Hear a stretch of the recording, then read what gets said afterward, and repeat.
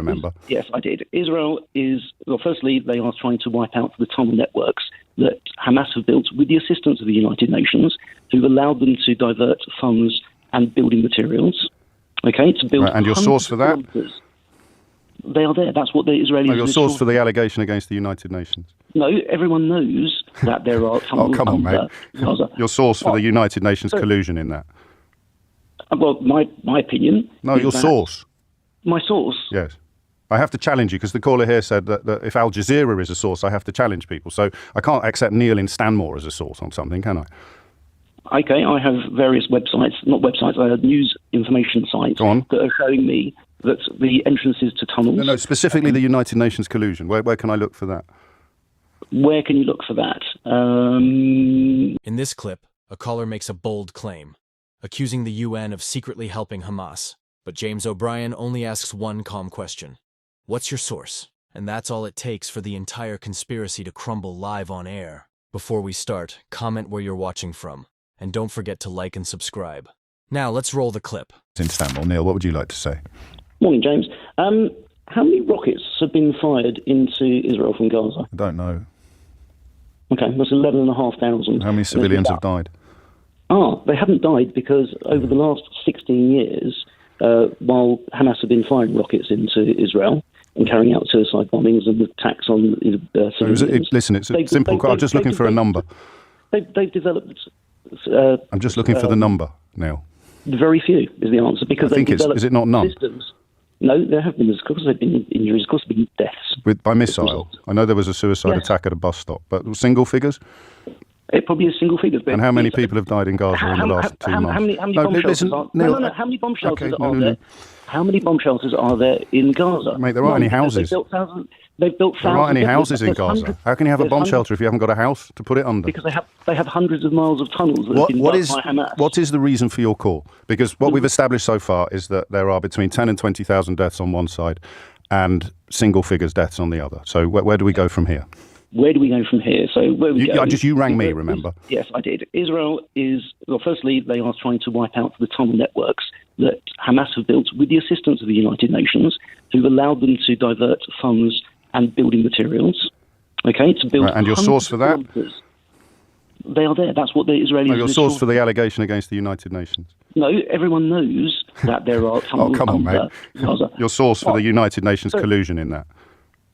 Well, my opinion... No, your source. My source? Yes. I have to challenge you because the caller here said that if Al Jazeera is a source, I have to challenge people. So I can't accept Neil in Stanmore as a source on something, can I?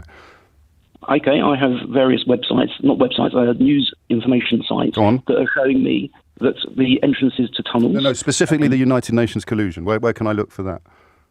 Where can you look for that? That's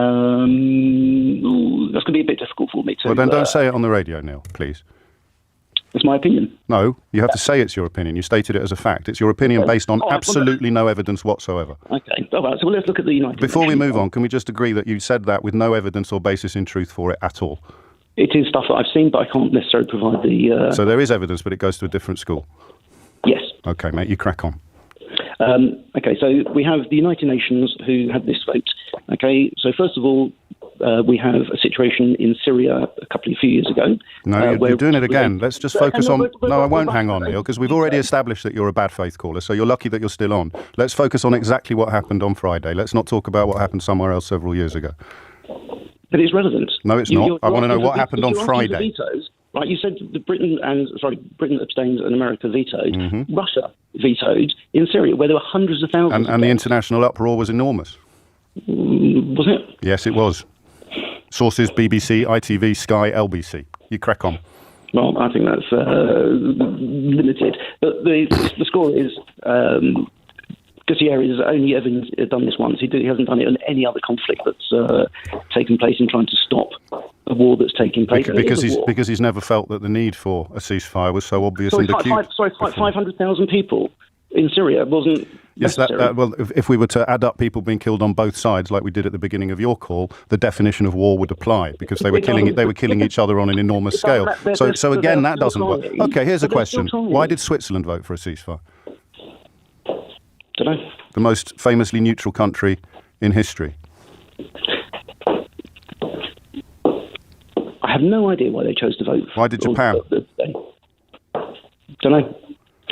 I'm not there. I'm not in those countries. Why did Ecuador? What they think.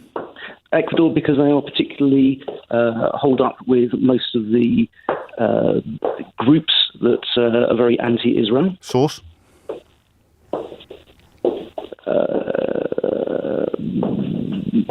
Again, I would. I have my reasons and beliefs and what I've seen. So. I mean, everyone does at Christmas. What are your sources? As I say, I have access to news sites that... No, the source for Ecuador being holed up with various groups. Not the source for the United Nations colluding with Hamas building tunnels in the Gaza Strip, because we've established you didn't have any. What's the source for the claim about Ecuador? Again, just what I've seen from United Nations voting systems over... But you told me they've never had a vote like this before. You said that 45 seconds ago. There are votes the whole time. So what was the Ecuador vote that you're drawing on now? Specifically on now? Yes. No, I'm just saying that in general, in the past... Well, give me one example then. They voted against Israel. I can't pluck off the top of my head. Well, then you can't say it out loud, can you? But, well, there are facts. You can look on the United Nations website. I'm asking you to tell me the facts that you're referring to. Well, and how is calling for a ceasefire and an immediate return of all the Israeli hostages a vote against Israel? How is it a vote against Israel? Because it's not allowing them to finish what they need to do, which is to demolish the tunnels that exist and the infrastructure of Hamas, who, for the last 16 years... Yeah, so we're back there. Do you want to speculate on why Switzerland voted for the ceasefire? Because you have enormous levels of certainty built on absolutely nothing. So it's a bit odd when you say you don't know something. Do your sources not have anything on this? The news sites that you can't remember, or the Ecuadorian precedents that have slipped your mind? Do none of them have any insights into why the most famously neutral country on the planet would vote for a humanitarian ceasefire? Nope. Nothing at all? No, I can look it up. And when you hang up in a minute, or when I bid you farewell because it's the news, the fact that every single thing you've said has absolutely fallen apart and crumbled won't have dented your certainty one iota, will it? Nope. About anything? Nope. And if I ask you how many people in Gaza have to die before it becomes too many, you will say... I don't know, because it's... You do know, Neil. You're Mr. I know it all, man. You must know. Come on. I don't want any deaths. Put a number on it. There isn't. How many is too many? I can put on it. There isn't a number I can put on it. Well, we can say that it's not there yet, can't we? Because is it too many already? Or should they carry on? The answer is they need to carry on. So it's not too many yet. So it's not too many yet. When will it be too many? I don't know, but my hope is that at some point... You do know. We both know what your answer to that question is. The only mystery is why you won't say it out loud.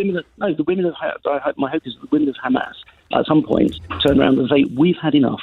Right, we've had 17 years... But you're not in control of that. You're in control of your opinions, Neil. You've just spent 10 minutes telling us all about your opinions and pretending that they were facts and evidence-based and knowledge-based. So you're allowed an opinion. In your opinion, we know that whatever the death toll is now is still too low for it to be too much. When does it become too high, in your opinion? I have no idea what that number is. You have no idea of your own opinion? I have no idea of how many deaths there will be. I don't know that. You don't know that. Nobody knows that. I can say there's been too many already. You can't. When will you? I did say there's been too many already. No, you didn't. You said they had to carry on. I said... No, you said everyone heard you. You said they had to carry on. So how many is too many? I've said there's already been enough. Right, but I can't... So you are in favour of a ceasefire then? I'm not in favour of a ceasefire. So there hasn't been enough. When will there be enough? We need to stop the fighting. We need to stop the... That's a ceasefire. Stopping the fighting is a ceasefire, Neil. We need to stop the terrorist atrocities that have been happening for the last 17 years. Yes. So how many deaths is too many in Gaza? There isn't a number. Well, everyone knows that there is. And you're just not prepared to say it out loud, Neil. 40 million, all right? It doesn't mean anything. No. Right? But if everybody there died, would that be too many? That is not my belief of what is going to be happening. So that means that somewhere between now, I'm going to ask this question. Somewhere between now and everybody dead, there would be a line for you that should not be crossed. Why is it so hard for you to tell us where that line is? Because they need to do what they need to do in terms of destroying Hamas. So there is no line then? No. So everyone? No, it won't be everyone. But... Well, fingers crossed, Neil.